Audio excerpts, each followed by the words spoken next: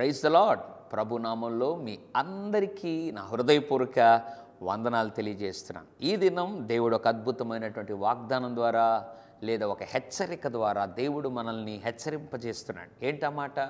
యెషయా గ్రంథము 55వ అధ్యాయం 6వ వచనం. యెహోవా మీకు దొరుకు కాలమందు ఆయనను వెదకుడి. ఎంత అద్భుతమైన మాట కదా!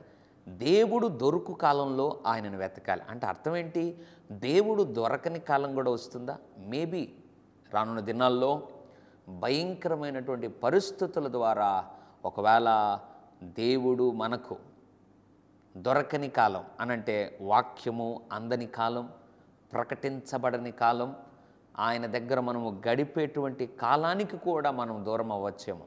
దేవుడు ఈ మంచి సమయంలోనే, అనుకూల సమయంలోనే నీతో మాట్లాడుతున్నాడు. బిడ్డ, నేను నీకు దొరుకు కాలంలోనే నన్ను వెతుకు, నన్ను పట్టుకో. అవును, ప్రార్థనకు సమయం ఉండగానే, దేవుని వాక్యం ధ్యానించడానికి సమయం ఉండగానే ఈ కాలమును నువ్వు సద్వినియోగం చేసుకోగలిగితే రేపటి దినమును ఏ భయంకరమైన కాలం వచ్చినా కూడా ఆయన కృపలో మనం భద్రపరచబడతాం, ఆయనలో మనం ఆనందించగలం. పరిశుద్ధుల తండ్రి, నీకు వందనాలు.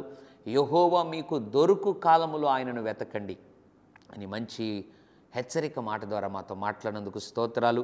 ఎంతమంది అయితే ప్రభువా నాయన ఈ అనుకూల సమయంలో నిర్లక్ష్యంగా ఉన్నారో వారిని క్షమించండి. ప్రభువా, నీవు దొరికే కాలములోనే ప్రభువా మేము మీకు మరింత దగ్గర రావడానికి కృప చూపమని యేసు నామములో ప్రార్థిస్తున్నాం తండ్రి. ఆమెన్. God bless you.